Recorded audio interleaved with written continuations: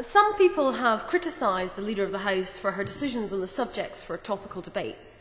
Today her choice cannot be faulted, and it is very welcome that the House has an opportunity today to debate the current crisis in Kenya. As we speak, thousands of Kenyans are protesting on the streets of Nairobi, Kisumu and across the country. I'm particularly delighted to follow the Honourable Member for the City of York, who I think just made a particularly eloquent and powerful contribution to this debate and clearly has much experience in the field of international development. Mr. Deputy Speaker, let us be clear. This humanitarian and political crisis is because on the 27th of December, Mwai Kibaki stole the elections from the people of Kenya. More than 600 Kenyans have lost their lives. 250,000 have fled their homes. A direct result of an election that was a betrayal of democracy, with corruption at the highest levels within the heart of the Kenyan Electoral Commission. The evidence is stark. In one constituency, recorded turnout was 115%. In Molo, in Western Kenya, the official result gave Kibaki 35,000 more votes than the total tallied by observers at the count. And delays in the result announcement from Kibaki's strongholds let the officials know just how many extra votes they needed to add on to the tally. There were no outside observers at the final stage of the ballot count. It is quite clear that the result was manipulated behind the closed doors of the Electoral Commission.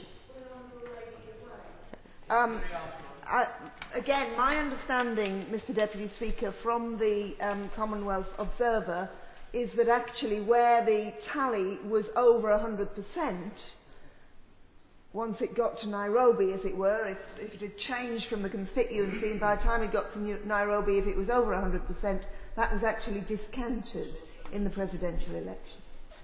I welcome the Honourable Lady's intervention. There is huge amounts of anecdotal evidence from the media reports at the time of indeed one television channel showing an official actually leaving the county and saying, I can't do this anymore because of what I'm being asked to do. We've already heard what the Chair of the Electoral Commission has said in terms of announcing the result under duress. We certainly, I think, do need to have that forensic examination as far as is possible to determine the scale of the deception, but I do not think it is in doubt that the election result is not the one that was declared. We have known for some time that Mr Kibaki has failed to tackle corruption, as he pledged to do when he took power in 2002, which is just one in a long line of broken promises, such as the pledge to create a new constitution which Kenya so badly needs.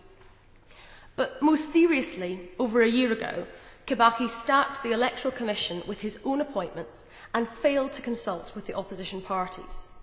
That surely was the canary in the mine shaft, a clear warning of what was to come. And it was very predictable and in fact was predicted. I refer to the comments of my noble friend Lord Steele of Aikenwood in the other place on the 31st of January 2007, which is in column 227 of Hansard. He asked the Minister, does the Minister therefore agree with the outgoing Chairman of the Commission, who is quoted in the Kenyan press as saying that if it is constituted in a way that people are not happy with, they will not trust the result? I give you the current situation in Kenya, which just shows how true that was. Now, at the time, the Minister, the Noble Lord Treesman's response, I take one part of it, but he did say that it is a weakness which we will continue to bring to the attention of the Kenyan government. On the 7th of January this year, my honourable friend, the member for Kingston and Surbiton, asked the Secretary of State what representations were made to the Kenyan government at that point. He did not receive an answer. So again, I asked the Minister, what exactly did the government do? What representations were made? What actions did they take? At what levels? When Kibaki's rigging of the Electoral Commission pointed to forthcoming electoral chaos in Kenya. Now, of course, I welcome the clear statement from the government that it does not recognise Kibaki as the Kenyan president. We must ensure that there is no doubt, both in Britain and across the international community, that the December elections are not seen as legitimate. The international community must be united in its rejection of Kibaki as Kenyan president. Now, the government, as I understand, already has in place some travel bans against certain members of the Kibaki government. Surely another lever that we can use, another influence that we can wield, is extending these to all of those who are currently blocking the political process, including, if necessary, Kibaki himself. I would be interested to know whether the Minister has considered that and whether measures are being taken to look at whether there are other members of the government and the political class within Kenya who these travel bans will be extended to. And we should then work closely with our EU neighbours to widen the impact of these personal sanctions.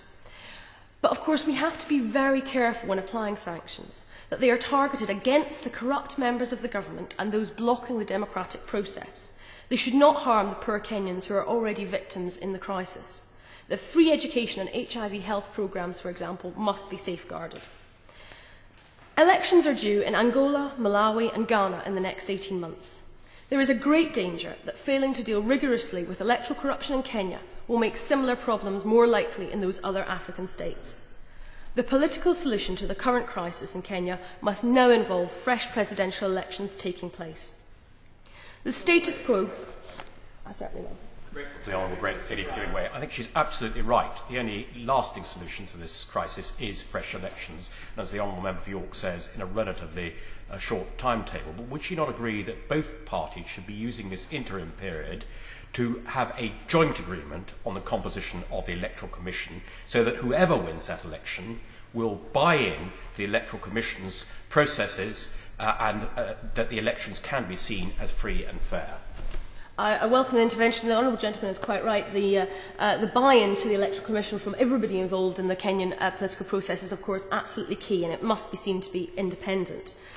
The idea of a government of national unity is unlikely to work because we do remember that Kibaki reneged on a memorandum of understanding between him and Raila Odinga back in 2002. The trust is unlikely to be there. The only realistic solution is for a transitional power-sharing government to take office and a timetable for new elections to be drawn up. Of course, it will take time for the Kenyans to have been displaced to be resettled and re-registered to vote, and there will be a lot of rebuilding work to be done across the discredited branches of government. And the restoration of the Electoral Commission's independence, as the Honourable Gentleman mentioned, is a vital step. 2002 brought a new sense of optimism to Kenya. Those elections deserve the praise that they received for being the most free and fair in Kenyan history.